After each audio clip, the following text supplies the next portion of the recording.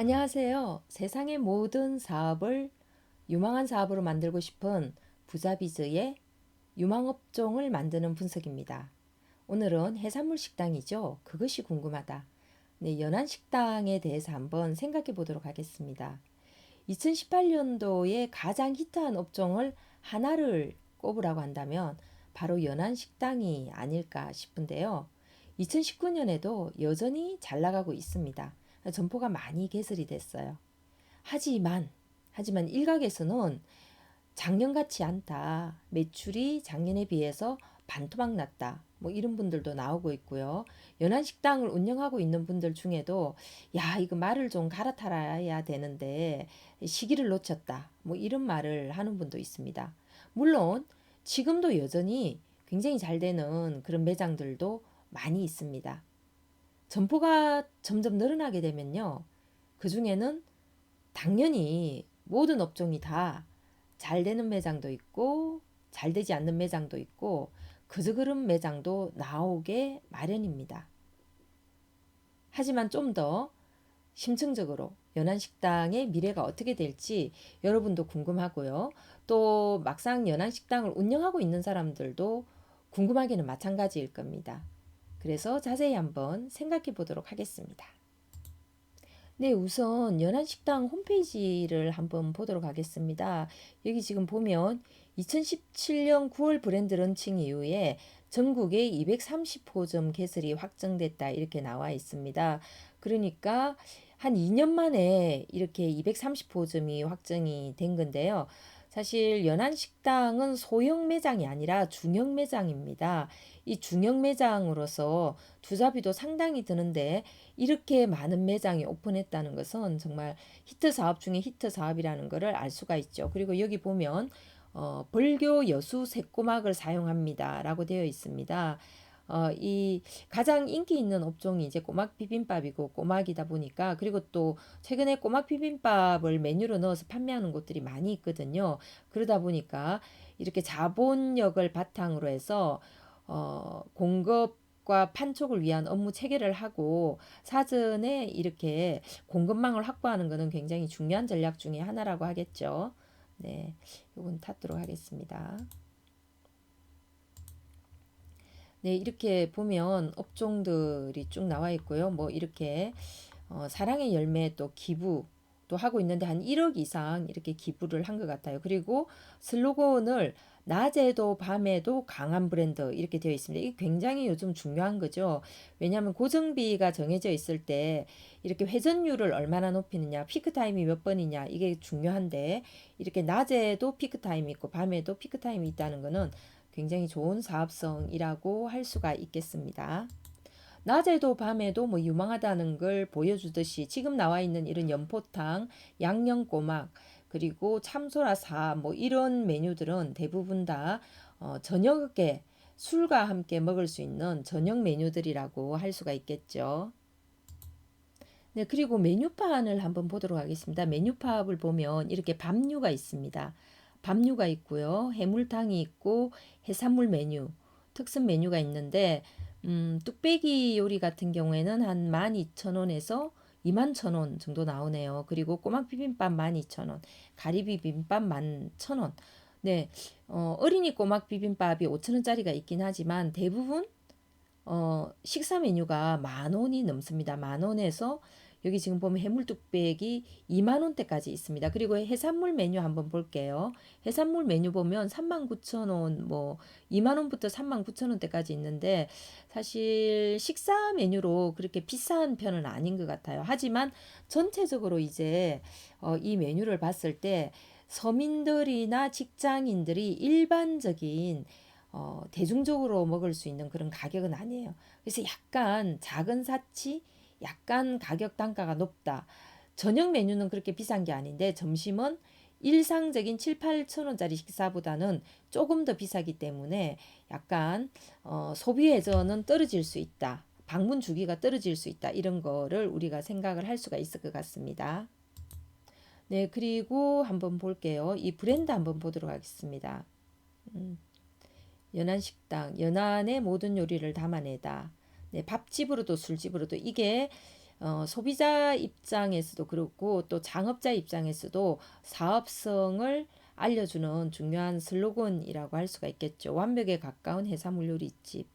네, 완벽에 가까운지는 잘 모르겠습니다. 네, 이렇게 감동 한 접시, 귀한 분에게는 정성을 전하다 이렇게 되어 있고요. 메뉴가 비빔밥, 뚝배기탕, 회무침, 소면, 해산물. 그러니까 식사와 저녁 이렇게 같이 되어 있다라는 걸 알 수가 있겠고요. 또 네, 메뉴를 한번 볼게요. 메뉴를 보면 네, 이런 메뉴들이 있습니다. 비빔밥 제일 유명한 이제 비빔밥이죠. 그리고 꼬막 비빔밥이다 보니까 이렇게 꼬막 비빔밥에 들어가는 통깨 참기름 같은 것들도 많이 이제 강조를 하고 있네요. 이렇게 실시간 리뷰 들어와 있고요. 뚝배기탕 한번 보도록 하겠습니다. 뚝배기탕. 네, 이렇게 이런 다양한 뚝배기들, 아우 맛있겠네요. 전복 해물 뚝배기, 예, 그리고 전복 3마리가 들어가 있는 약간 고가의 이런 뚝배기들이 있습니다. 회무침, 소면 같은 것도 있고요. 네, 맛있겠습니다. 그리고 해산물 이렇게 나와 있네요. 해산물 멍게 북방 대합 쪽에 한번 볼까요? 네, 이런 여러 가지 메뉴가 있고 창업 한번 보도록 하겠습니다.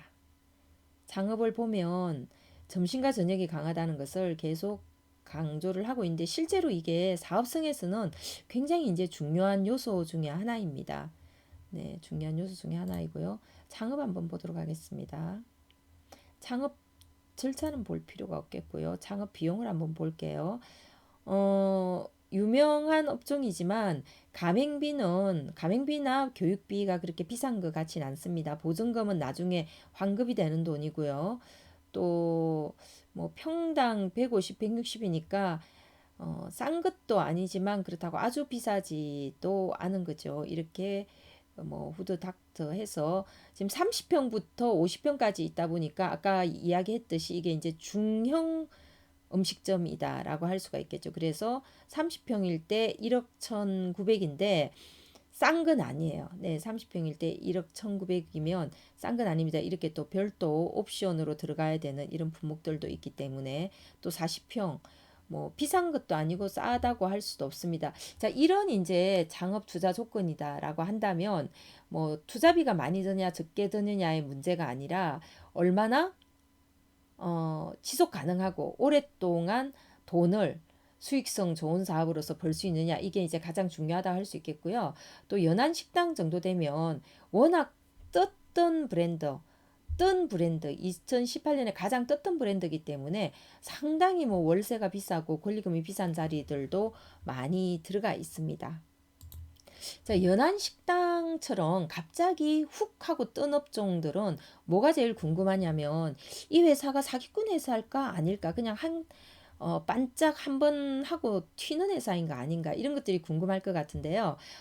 연안 식당을 운영하고 있는 디딤이라는 회사는 어, 한국 외식 프랜차이즈 중에서 상장을 한 몇 개 안 되는 뭐 맘스터치라든지 이런 회사와 같이 상장을 한 몇 개 안 되는 회사 중에 하나이기 때문에 상당히 좀 어쨌든 회사 자체는 믿을 수 있는 그런 회사라고 할 수가 있을 것 같습니다.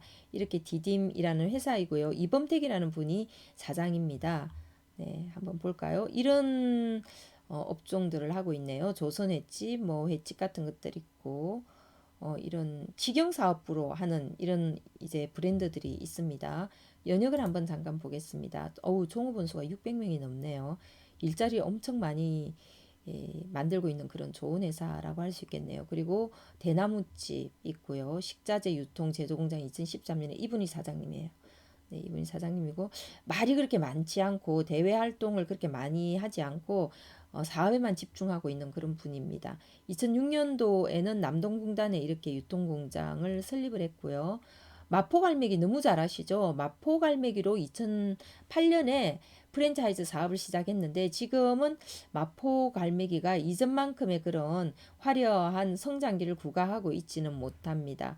그리고 2010년도에 마포갈매기도 그러니까 2년 만에 100개를 돌파했으니까 상당히 성공한 브랜드라고 할 수가 있겠죠. 2011년에 이렇게 본사 사옥 및 공장 신축 이전했고 포장육 어, 햇삽 가공 공장을 인정받았고요. 2012년에는 호랭이 돌곱창, 애플 삼겹살 같은 브랜드를 런칭을 했고, 이 회사가 급성장한 게 2011년, 2008년도에 시작해서 2년 만에 한 100개 정도를 돌파했는데, 보니까 한 3년 만에 300개가 나갔으니까 마포갈매기가 2013년에 450호점을 돌파를 했습니다. 대단하다고 할 수 있겠죠. 2014년에는 백제원 도쿄 하나 약대점 오픈했고요. 2014년에 새로 브랜드를 런칭했죠. 미술관 오픈했습니다. 그리고 백제원 도쿄 하나 사당점 이런 브랜드들을 오픈을 했고요.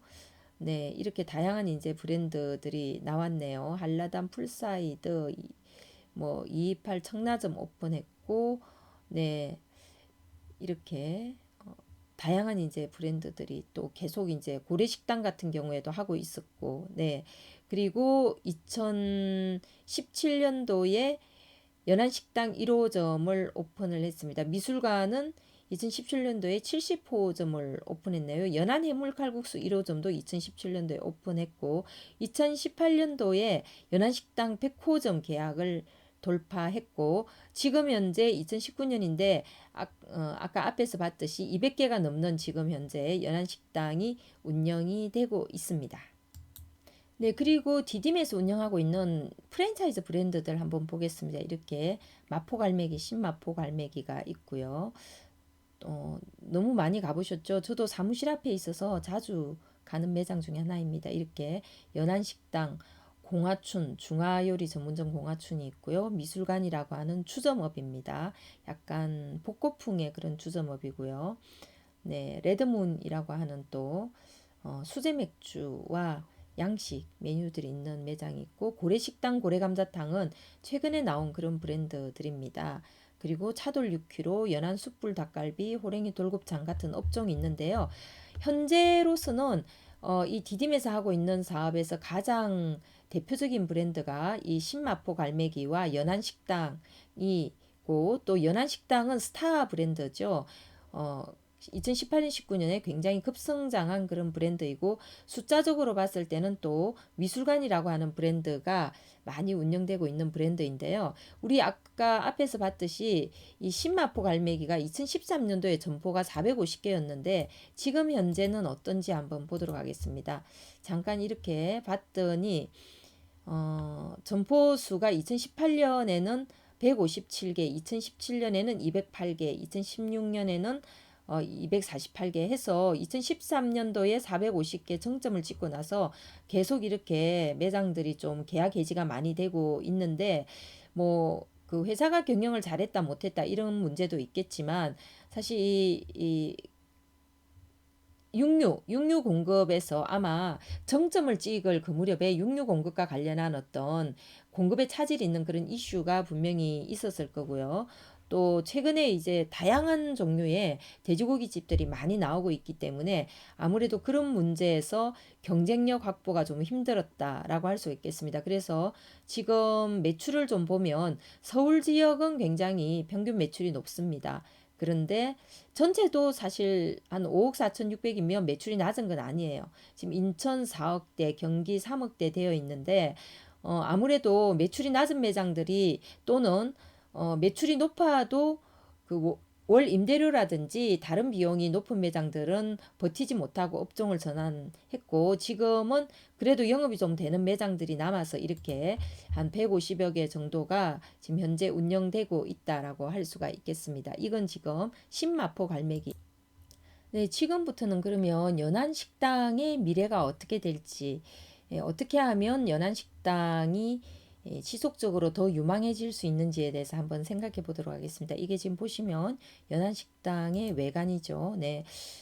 사실 이 식당이라는 단어가 한 몇 년 전부터 유행하기 시작했는데 바로 그런 이 언어에도 좀 유행이 있습니다. 그런데 연안식당이 이 식당이라는 말이 유행하던 그 무렵에 아주 절묘하게 또 이렇게 잘 치고 나왔고요. 또 이 메뉴, 이 꼬막 비빔밥이라는 메뉴를 절묘하게 또 잘 개발을 해서 시그니처 메뉴로 해서 성공을 시켰다라고 할 수가 있겠습니다.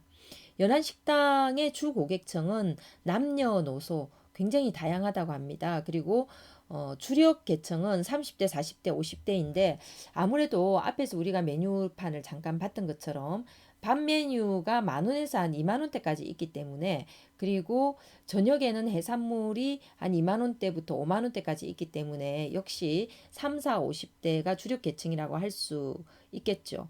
그리고 출점 전략이 중요한데요. 연안식당은 모두 다 그런 건 아니지만 가급적이면 전략적으로 주거와 오피스 쪽에 출점하려고 많이 애를 썼다고 합니다. 그리고 먹자 골목이나 중심가는 좀 피하려고 많이 노력을 했다고 하는데요. 가장 큰 이유는 먹자 골목이나 중심가 같은 경우에는 유행이 굉장히 빠릅니다. 유행이 빠르고 경쟁이 치열하기 때문에 아무래도 이 프랜차이즈 같은 경우에는 좀 장사 경험이 없는 분들도 많이 하고 있고 본사가 어떤 제품의 평준화를 이루어야 되는데 이렇게 먹자골목이나 중심가 같은 경우에는 별들의 전쟁이죠. 사업을 오래 한 베테랑들이 많이 있다 보니까 가맹점주들이 오랫동안 버텨내기는 쉽지 않은 측면이 있습니다. 그래서 이런 쪽으로 좀 주로 출점하려고 본사가 의도적으로 노력을 했다. 그렇게 생각하시면 될 것 같습니다. 앞에서도 이야기했지만 연안식당이 분명히 2018년만큼 매출이 잘 나오고 있진 않습니다. 그리고 매장에 따라서는 매출이 아주 많이 떨어진 매장들도 있습니다. 그럼에도 불구하고 연안식당이 유망할 것인가, 유망한가 이런 측면을 먼저 좀 알아보도록 하겠는데요. 일단 연안식당은 유행이나 트렌드의 덕을 봤다 이렇게 생각할 수 있을 것 같아요. 우리 일본 원전 사태 이후에 해산물 관련 업종들이 굉장히 많이 좀 어려움을 겪었고 정체기를 겪었습니다. 그래서 사람들이 식재료에 관한 한 해산물에 대해서 좀 이런 갈증 같은 게 있었어요. 특히 해산물 하면 딱 우리가 생각할 수 있는 게 건강이잖아요. 그죠? 젊은 사람들 중에서도 해산물 좋아하는 사람들이 많이 있어요. 근데 이런 어떤 일본 원전 사태 이후에 정체되어 있던 그리고 해산물에 대한 어떤 약간 갈증 같은 것들이 있던 소비자들의 갈증을 해소해 줬다라고 할 수가 있을 것 같습니다. 그리고 세 번째는 이 역시 그 연안식당이 계속 홍보하고 있는 그런 요소라고 할 수가 있는데 밥도 되고 술도 되고 그래서 점심 메뉴도 오르고 저녁 메뉴도 오를 수 있도록 메뉴를 구성한 게 가장 큰 강점이라고 할 수가 있겠습니다. 그리고 전반적으로 메뉴 식사 가격을 보면 객단가가 좀 높잖아요. 그죠? 요즘 같은 불황에 약간 불리한 요소일 수도 있지만 특별한 경우에는 또 이런 가격을 지불하고 또 손님을 접대하기 위해서라거나 가족 외식을 할 때는 이런 가격을 지불하기 때문에 충분히 어느 정도 객단가를 확보한 상태에서 바깥술을 같이 파는 거 이것도 강점이라고 할 수 있습니다. 그 다음에 또 한 가지 들 수 있는 것은 바로 이 구매 파워라고 할 수가 있겠죠. 앞에서도 우리가 쳐다봤듯이 보통 이제 반짝 유행 업종 갑자기 뜬 업체다라고 한다면 이 회사의 신뢰성 재무 능력 이런 것들에 대해서 의심을 갖게 되어 있는데 이 연안식당을 운영하고 있는 디딤은 한국 외식 프랜차이즈 중에서도 정말 몇 손가락 안에 꼽는 몇 안 되는 이런 상장한 회사이기 때문에 상당히 재무적으로 튼튼하다고 할 수가 있겠죠. 좀 믿을 수 있겠죠. 그죠?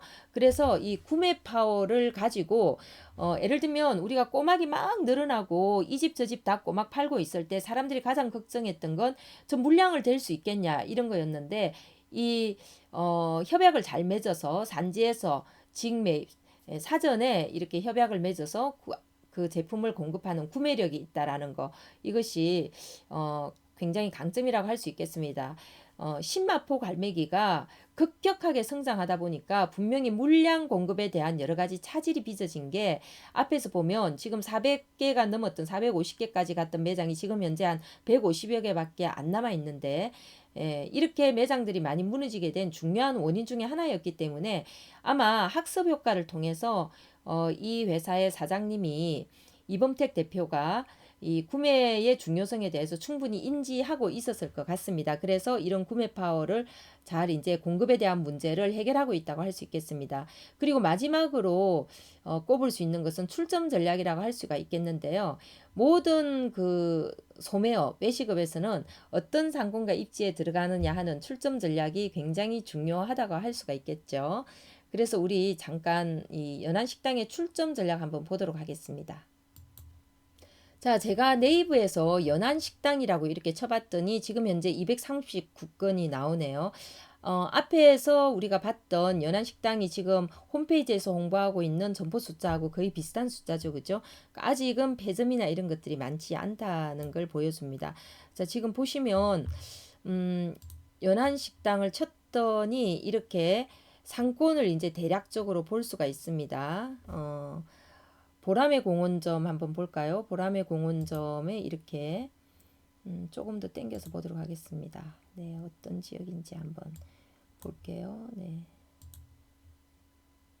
네, 이게 뭐죠? 네, 음식점들이 봤더니 이렇게 음식점이 많이 몰려 있는 곳에 있고 지금 이렇게 아파트 단지들이 둘러싸고 있어요.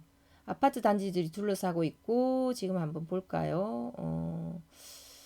은행 한번 보면 은행들도 좀 있는 이 보라매 역 있는 이쪽이 주거와 오피스가 같이 있는 지역이라고 할 수가 있습니다. 그리고 구로 디지털점 한번 볼까요? 네. 구로 디지털점 보면 네, 음식점 한번 보도록 하겠습니다. 음식점 역시 음식점들이 많이 모여 있는 곳. 그리고 오피스와 이렇게 아파트도 이렇게 가깝네요. 네, 이런 상권에 들어가 있고요.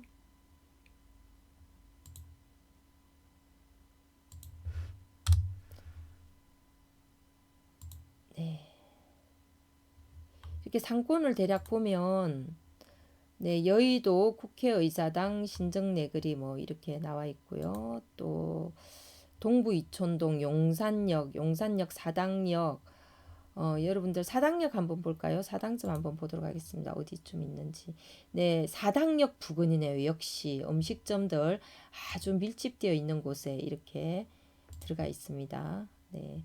이게 보시면 아시겠지만 상권이 아주 좋은데 지구 중심 상권 정도 되는 곳으로 들어가 있습니다. 역시 상암점 볼까요? 상암점도 보면 이렇게 오피스가들이 많이 있는 곳에 중심가는 아니지만 오피스가가 많이 있고 요 인근에 또 아파트 단지들이 둘러싸고 있죠. 네. 서대문점 한번 보도록 하겠습니다. 서대문점 역시 이렇게 먹자골목 있는 곳인데 역시 여기도 오피스가들이 있는데 이렇게 주변에는 또 아파트 단지들도 있죠. 여기도 아파트 단지가 있죠. 네, 그리고 이 라인으로 또 오피스가들이 있고 여기 또 아파트 단지들이 있죠. 그죠? 네, 여기 지금 대충 보시면 여러분들 어떤 입지에 들어가는지 아시겠죠? 여기도 지금 보면 아파트 단지 이렇게 있고요. 또 신논현점이 이렇게 음식점이 많이 있다는 것은 일단 어, 사무실이 많이 있다라는 거죠. 그죠? 그래서 이런 대략적으로 우리가 굉장히 좋은 장소에 출점했다라는 거를 알 수가 있습니다. 자, 그런데 이제 이렇게 좋은 장소에 출점하게 되면 일장일단이 있습니다. 일단 불황이 와도 좋은 장소는 어, 불황의 영향을 좀 덜 받습니다. 하지만 반대로 이게 매출이 좀 떨어지게 되면요. 월세가 비싼 자리에 들어가 있는 매장들은 그 월세를 감당할 수가 없습니다. 그래서 역시 또 그만큼의 매출이 오르는 업종을 찾아서 업종 전환을 하게 되어 있습니다. 아마 신마포 갈매기도 이렇게 상황이 바뀌게 되면 상권이나 입지가 좋지 않아서 매출이 버티기 어려운 곳과 또 상권이나 입지는 아주 좋지만 월세를 내기가 힘들어서 매출이 많이 오르는 업종으로 바꿔야 되는 그런 점포들이 많이 문을 닫았을 거라고 생각합니다. 연안식당의 출점 전략 중의 특징은 앞에서도 이야기했지만 주거와 오피스가가 있는 곳, 상대적으로 유행의 흐름이 빠르지 않은 곳을 가급적이면, 물론 그렇지 않은 장소도 중심가도 많이 들어가긴 했지만 가급적이면 그런 곳으로 출점하려고 애를 썼다는 게 본사 관계자들의 말입니다. 그리고 연안식당이 작년에 워낙 매출이 높았기 때문에 분명히 경쟁자가 생기고 새로운 어떤 호기심이나 이런 것들이 줄어들면 매출이 떨어질 걸로 본사도 예상을 하고 있었어요. 그래서 매출이 떨어지더라도 그 떨어진 매출 절반 가량까지 떨어지더라도 월 임대료가 떨어진 매출의 10%에서 15% 선이 정도 되는, 그래서 어떤 임대료에 대한 가이드라인을 정해놓고 그 가이드라인 안에 드는 매장을 오픈하기 위해서 애를 많이 썼습니다. 지금 235점 개설 확정됐던 거 이렇게 아까 홈페이지에서 봤고요. 그리고 메뉴도 좀 봤습니다. 이 내용들도 봤었죠. 자, 그러면 회사에 대해서 좀 자세히 한번 볼게요. 지금 디딤이라는 회사가 앞에서 봤듯이 운영을 하고 있고, 연안식당, 그리고 최초로 이제 그 프랜차이즈 사업을 시작한 게 2017년이죠. 네. 그리고 재무 상황을 잠깐 보도록 하겠습니다. 재무 상황 보면 당기 순이 네.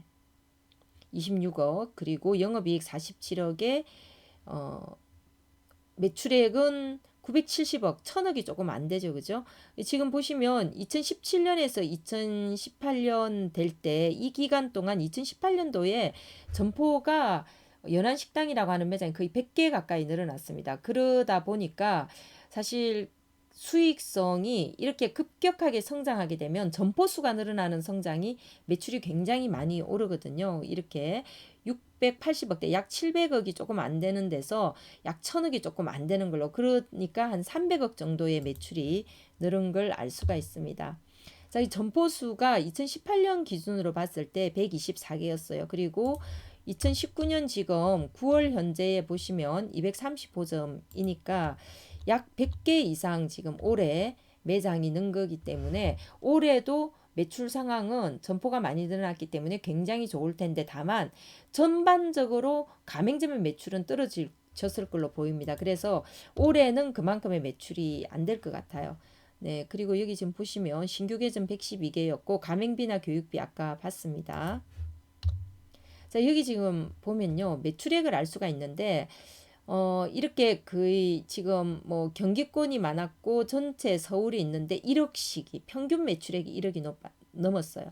그러니까 전 매장 평균 매출이 1억이 넘었다라고 하는 것은 굉장한 거죠. 그래서 제 주변에도 이 연안식당 운영하고 있는 분들 보면 매출이 뭐 반토막이 난 그런 매장들도 있지만 그래도 작년에 워낙 매출이 높았기 때문에 지금도 어 웬만한 업종보다는 괜찮다, 이런 이야기를 합니다. 그래서 제가 보기에는 한 5, 6천만 원대 정도, 뭐 좀 잘 되면 한 7천만 원대 정도에서 매출이 고정되는, 안정되는, 그 이상으로 안 빠지게 하면 그래도 어느 정도 한 3, 40평대에서는 나쁜 매출이 아니기 때문에 유지가 될 수 있을 거다 라는 생각이 듭니다. 자, 그러면 연안식당은 지금 약간 이제 성장세, 급격한 성장세에서 이 성장세에서 약간 성숙기로 넘어가는, 그래서 약간 꺾임세를 당하는 게 2018년 그리고 2020년이라고 생각이 듭니다. 그리고 이 연안식당의 업종의 특성상, 그리고 중대형 매장이라고 하는 것의 특성상 대한민국에서 중대형 매장으로서 많이 나가면 한 500개 정도까지 나갈 수 있을 거라고 봅니다. 그러니까 앞으로도 500개까지 나간다라는 전제를 깔면 앞으로 한 270개 정도의 추가 출점 여력이 있는데, 실제로 500개까지 나가는 게 쉽지는 않아요. 그 신마포 갈매기가 450개가 넘어간 매장에서 매장 수가 줄어들기 시작했는데, 역시 연안식당도 뭐 300호점, 400호점까지 나아갈 수는 있지만 그 이상 나아가기는 쉽지가 않습니다. 그래서 연안식당을 운영하는 가맹점주 입장에서도 그렇고 연안식당을 운영하는 가맹본부 입장에서도 그렇고 이 매장들이 한 400개 정도 선까지 계속 성장을 하다가 매출은 한 5천만 원대에서 7천만 원대 사이의 평균 매출을 가지고 가면서 이게 흔들림이 없이 이 점포 수가 이렇게 지속적으로 확산되는 것은 유망한 업종이 되기 위한, 유망한 사업이 되기 위한 굉장히 중요한 조건이라고 할 수가 있습니다. 이 신마포 갈매기가 450개까지 갔다가 지금 현재 150개 떨어졌다면 약 300개 정도가 문을 닫았다는 얘기인데, 문을 닫지 않고 400개 정도가 유지가 된다면 대한민국의 전문 음식으로서 파워 브랜드가 될 수가 있다라는 거죠. 그래서 이런 전문 음식점으로서 파워 브랜드가 되기 위해서 필요한 조건이 뭔지 한번 우리가 짚어보도록 하겠습니다. 자, 여기 보시면 첫 번째로는 관리력을 발휘해야 된다. 이 급격하게 성장하다 보면 아무래도 정보를 개설하는 데 집중하게 되어 있습니다. 그러다 보면 QSC라고 하죠. 품질이라든지 청결이라든지 서비스를 가맹 본사가 철저하게 가맹점이 그것을 지킬 수 있도록 유지할 수 있도록 관리를 해줘야 되는데, 관리가 잘 되고 있는지 잘 모르겠어요, 저는. 그래서 이 관리력을 발휘하는 게 무엇보다도 중요한 성공 요건이라고 할 수가 있겠습니다. 해산물 식당은 신마포 갈매기와 같은 고깃집하고도 좀 다릅니다. 훨씬 더 전문성이 강한 업종이고 맛집형 성격이 강해요. 그래서 이 전문성이 강하고 맛집형의 성격이 강한 업종들은 이 관리력을 발휘하지 않으면 절대로 네버 오래 가기가 힘듭니다. 그래서 오래가는 좋은 브랜드가 되기 위해서 QSC, 품질, 청결, 서비스 관리가 너무너무 중요하다는 거죠. 두 번째 필요한 것은 바로 신메뉴 개발입니다. 지금도 사실 좋은 메뉴가 많이 있긴 하지만 어쨌든 사람들은 지금 우리 그 연안식당의 매출이 떨어진 이유 중에 하나는 이 꼬막 비빔밥이 너무 진부화되었어요. 이제 새롭지 않은 거예요. 여기저기 파는 곳이 너무 많이 있는 겁니다. 그런 부분도 있고, 또 일각에서는 꼬막 비빔밥 외에 해산물의 맛이 아주 감동적이진 않다, 이런 이야기들을 하는 사람들이 있습니다. 하지만 앞에서도 이야기했던 것처럼 이 해산물 식당은 전문성이 강한 업종이기 때문에 반드시 이제 맛이 뒷받침이 되어줘야 되고, 그리고 적절한 수준에서 꼬막 비빔밥처럼 히트할 수 있는 그런 신메뉴를 개발하는 것이 무엇보다도 중요하다고 하겠습니다. 그리고 세 번째로는 브랜드 관리를 위한 마케팅이 필요하다고 할 수 있는데요. 지금 급속하게 성장했어요. 이렇게 2017년 하반기에 론칭을 해서 2019년 하반기인 딱 2년 만에 230개가 나갔다라고 하는 것은 급격하게 사람들한테 매장을 알리는 데 성공을 했죠. 인지도를 높이는 데 성공했지만 과연 충성도를 만드는 데 성공했을까? 라고 하는 생각을 할 수가 있습니다. 우리 왜 졸부졸부 하잖아요. 그죠? 아주 대를 이어가지고 부잣집으로 잔집하고 갑자기 뭐 부동산으로 떼부자가 된 그런 졸부들하고는 우리가 좀 교양이라든지 집안의 가풍이라든지 이런 게 다르다라는 이야기를 많이 하는데요.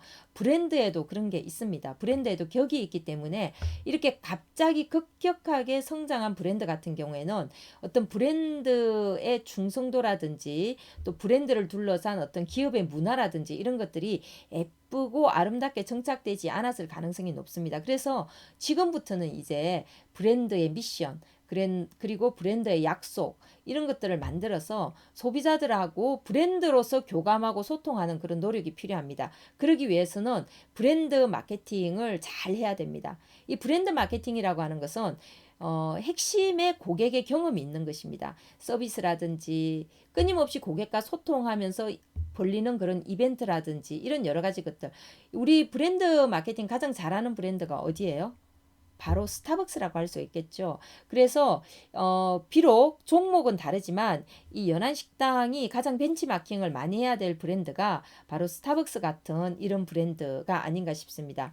그리고 이제 네 번째는 출점 전략입니다. 이미 이 해산물 식당으로서 230개가 나갔다면 웬만한 수준에서는 거의 포화 상태라고 해도 과언이 아닙니다. 이미 거의 포화 상태예요. 300개 정도 나가면 어디로 더 들어가야 될지라는 그런 생각이 들 수가 있습니다. 그래서 출점 전략을 좀 더 신중하게 해서 좀 더 최적의 장소 상권 입지에 들어가는 그런 노력들, 어디로 들어갈 것인가를 노력해야 된다라고 할 수가 있겠습니다. 그리고 마지막으로는 이제 식품 안전 사고나 공급과 관련되는 이슈를 좀 신경을 써야 되겠죠.